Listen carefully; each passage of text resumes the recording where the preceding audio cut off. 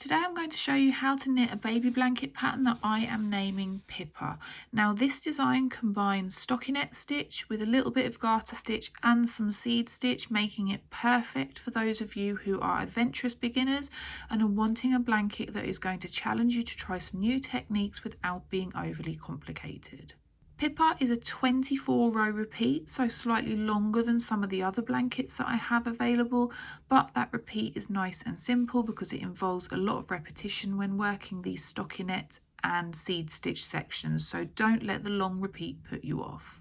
To knit a blanket like mine, which is about 60 centimetres wide by about 80 centimetres long, perfect for something like a pram or a cot blanket, you are going to need 400 grams of double knit yarn. I have used King Cole Cherished, but you can use any double knit yarn that you like. And if you're not in the UK, you would want to use something like a light worsted weight yarn or a 3-weight yarn. You are also going to need some 4mm circular needles, and you want them to be at least 100 centimetres long. This will give you enough length on your needles to accommodate the amount of stitches that you need to cast on.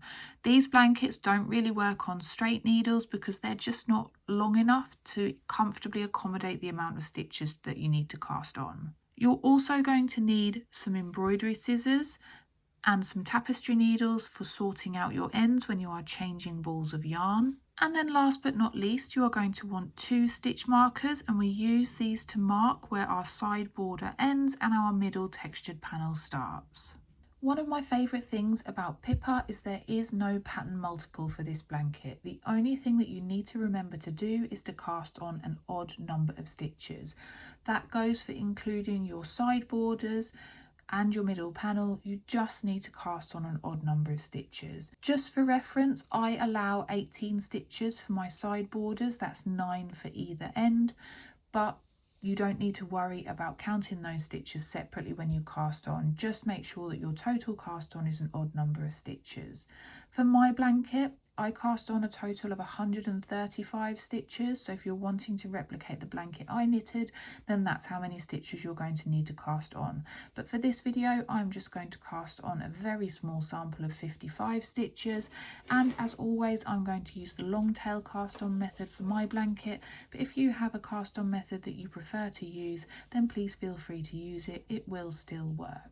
This blanket is knitted all in one piece from bottom to top. So the first section that we need to tackle when knitting our blanket is the bottom garter stitch border. That's really nice and easy. It consists of 15 rows worked in exactly the same way. So I'm going to show you how to work row 1, and then I'm going to leave you to carry on and work rows 2 to 15 by yourself. The majority of our bottom garter stitch border is just knit stitches. There is only one stitch that we work differently in each row, and that is the last stitch of each row. That is our selvage stitch, and we work it slightly differently to give us a really nice neat side edge rather than just having raw garter stitch up our side edges. So to start your first row of your border, you are just going to knit your way across your row and knit all those stitches until you just have one stitch left to work on your left hand needle. To achieve that nice neat selvage with our final stitch, we're going to slip this last stitch purlwise with the yarn in front. So I'll walk you through it step by step, but it is really not a very complicated technique. The first thing you want to do is to get your working yarn to the front of your work. My style of knitting means that I just hold that working yarn to the front with my right hand needle, but if you prefer to bring it all the way to the front and out of the way, then that's absolutely fine too. Once you've got your working yarn to the front of your work, you're going to get your right hand needle and pop it into that final stitch from right through to left. What you don't want to do is to go in from left through to right, because you will twist your stitch, and we don't want to do that at this point. So you're going to slip that right hand needle in as if to purl, so from right through to left. Slide it firmly onto the right hand needle, and then when that stitch is firmly on the right hand needle, you can remove your left hand needle, and then the last step to do is to make sure that your working yarn is definitely at the front of your work. So that's row 1 of 15 done. I will now leave you to go away and work rows 2 to 15 by yourself, and I will go away and do the same, and then I'll rejoin you after the end of row 15 and show you how we tackle that middle textured panel that makes up the bulk of our blanket. Now that we've finished that bottom garter stitch border, it's time to move on to the 24 row repeat that creates the middle textured panel and forms the bulk of our blanket. The first time we work row 1, we're going to do a little bit of setup work to put our stitch markers in place, but every other time that you work row 1, you're just going to slip those markers instead of knitting them. To start row 1, you want to knit 9 stitches.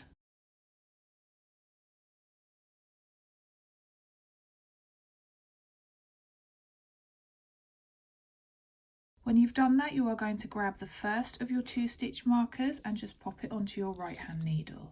Next, you are going to knit your way across the row until you have 9 stitches left to work in the row, and that will be when you have 9 stitches left on your left hand needle. Once you reach that point, just like at the other end of the row, you are going to grab a stitch marker and pop it onto your right hand needle, and then you want to carry on and knit 8 more stitches.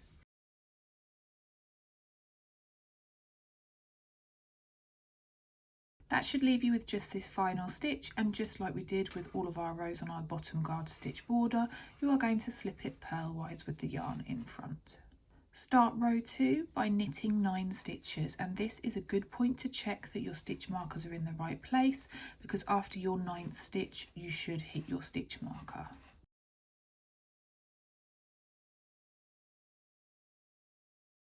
Slip your stitch marker over from your left needle to your right needle, and then you are going to purl all the way across until you hit your 2nd stitch marker. So all the stitches in between your 2 stitch markers are purl stitches. When you hit that 2nd marker, you're going to slip it over from one needle to the next, and then you want to carry on and knit the next 8 stitches.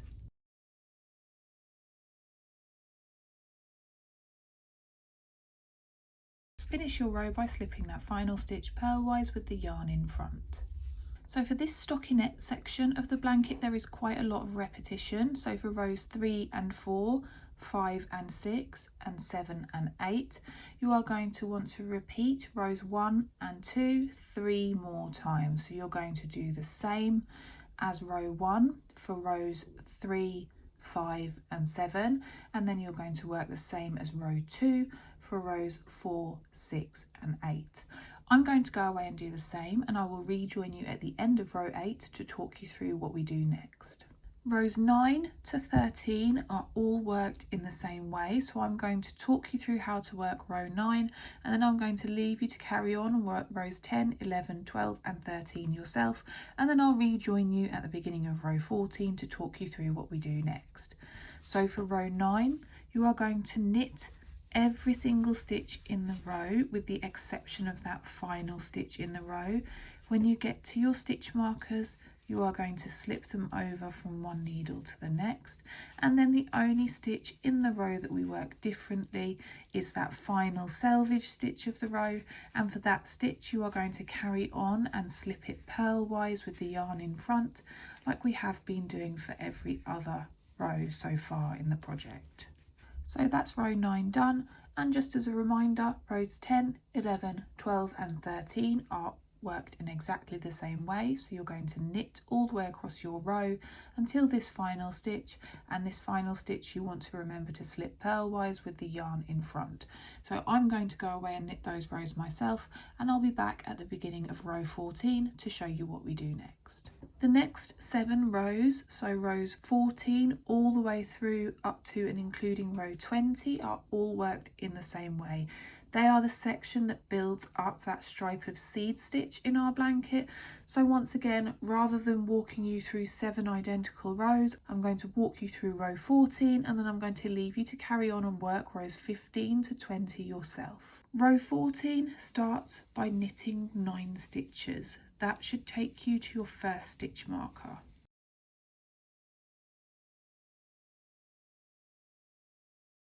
Slip the stitch marker over from your left needle to your right needle, and then you are going to purl 1 stitch. Now you're going to jump into a 2 stitch repeat that you're going to repeat all the way along until you hit your 2nd marker, and that 2 stitch repeat is as follows. You are going to knit 1 and then purl 1. and you're going to work that combination of knit 1 and purl 1 all the way across until you hit your second marker, and you should hit that second marker after a purl 1. When you reach that second marker, you're going to slip it over from your left needle to your right needle, and then you're going to carry on and knit the next 8 stitches. That should leave you with just 1 stitch left to work, and you are going to slip it purlwise with the yarn in front.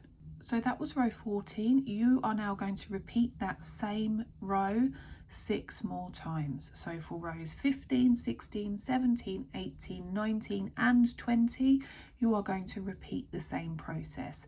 I will go away and do the same, and then I'll join you at the end of row 20 to show you the last few rows of the repeat. By the end of row 20, your work should look a little bit like this, and now the final 4 rows are worked in exactly the same way, so I will walk you through row 21 and then leave you to complete rows 22, 23 and 24 yourself. Row 21 is another nice and simple row because we are creating these garter stripes to match the ones that we created earlier on in the repeat. So you are going to knit your way across your row. You're going to knit every single stitch with the exception of that final stitch in the row. Don't forget that when you come across your stitch markers, you're going to slip them from one needle to the next, and when you do reach that last stitch of the row, you are going to slip it purlwise with the yarn in front to keep creating that beautiful selvage edge that we've been working on for the whole of this repeat.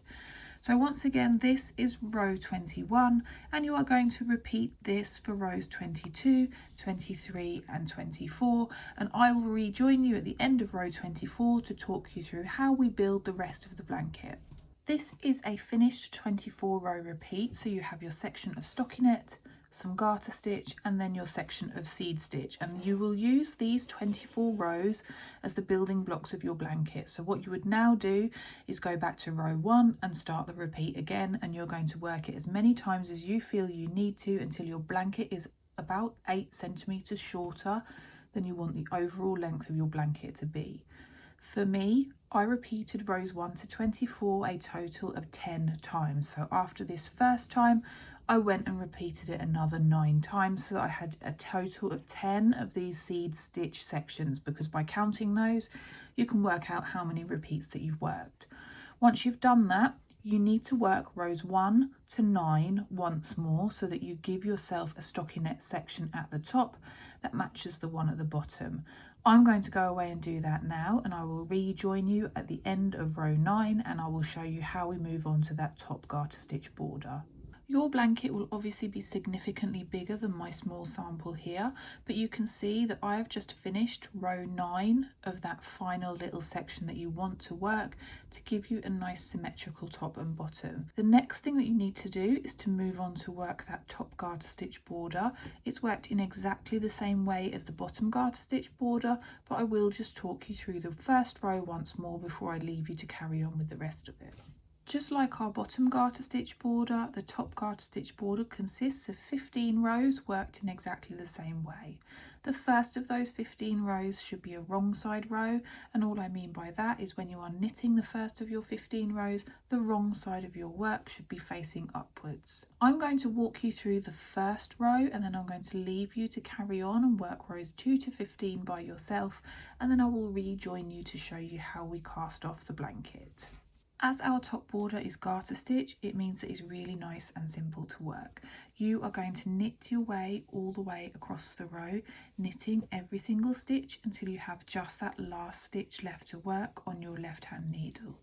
When you work this first row of the border, as you hit them, you can remove your stitch markers and pop them to one side, because we don't need to mark our side borders anymore, so there's no point in keeping them on our needles for this part of the project.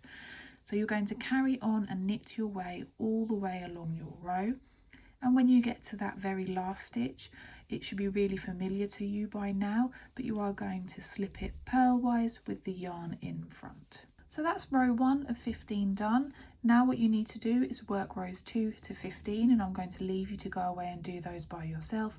I'll do the same, and I'll rejoin you at the end of row 15 when we'll just have that last cast off row to tackle together. The last row of our project is the cast off row. For my blankets I like to use a really nice and simple knitted cast off, and for this video I'm going to walk you through the first few stitches. Now if this is a new technique to you, or if you feel like you need a more in-depth refresher, I have got a beginner friendly video for the knitted cast off and I'm going to link it here for you now. But if you feel confident with the knitted cast off, then we can just go over the first few stitches and then you can carry on and work the rest of your cast off yourself. To start your cast off, you are going to knit the first 2 stitches. Now make sure that you don't knit your stitches too tightly on this row, because if you do, your cast off will pull in and your blanket won't lay nice and flat. Once you've knitted the first 2 stitches, you're going to grab your left hand needle and pop it into the first stitch that you worked from left through to right. Give it a little tug and then pop your index finger on the other stitch that's on your needles, and then you're going to use this left hand needle to lift the stitch up over the other stitch and completely off that right hand needle, so you've gone from 2 stitches on your needle down to 1. Then you're going to knit 1 more stitch and repeat the process again. So pop your left hand needle into the first stitch that was on the needles, hold your other stitch securely with your index finger and then lift that stitch up, over and off your needle. So the golden rule is that you must never have more than 2 stitches on this right hand needle, and you are going to repeat the process of knitting 1 stitch and lifting 1 stitch all the way along to the end of your row, and I will rejoin you when you have no stitches left on your left hand needle and 1 stitch left on this right hand needle. Once you're left with just this final stitch on your needles, you can break your yarn. You want to leave yourself a nice long tail so that you can sew in your ends once you're done. And then just to secure this final stitch, you're going to pull up on the stitch to make it bigger. And at this point we can get rid of our knitting needles because we're done with those. Then you're going to pop your finger and thumb into that stitch and grab the yarn tail. Pull it all the way through the loop. And then you are just going to pull the tail to tighten that stitch right up and give it a nice tug. Then when you sew your end in, you get a nice neat corner. Just a couple of final bits and bobs to go over before I leave you to your knitting. I always get asked if my blanket designs are reversible, and in the case of Pippa, no, it's not a reversible design. If I show you the reverse of the blanket, you can see that it is not messy in any way, shape or form. It's just really plain. You've got reverse stockinette and then you've obviously got seed stitch, but the front does not match the back. I have obviously chosen to knit my blanket in double knit weight yarn. That's just the yarn weight that I prefer to work with, but if you have a preferred weight of yarn, if you are somebody that prefers to knit with chunky weight yarn or thinner yarn like fingering weight, then you can absolutely knit this blanket in that weight of yarn. What you will need to do is to make sure that you're using the right size needles for your yarn that you have picked. Your ball band will guide you as to what size needles you need to use, and then you are also going to want to cast on more or less stitches depending on whether or not you're using thinner or thicker yarn. Finally, you will also need to alter the amount of repeats that you work, but you can just work until the length is about 8 centimeters shorter than you want the overall length to be, and that should give you a really nice sized blanket. Last but not least, as always, I have left a full written pattern for free on my blog, and there are links to buy an ad-free PDF there too if you would prefer to have something to print and take away with you. All that's left for me to do is to leave you with a little bit of knitting inspiration in case you fancy taking a look at another one of my projects, and I will see you again for another video soon.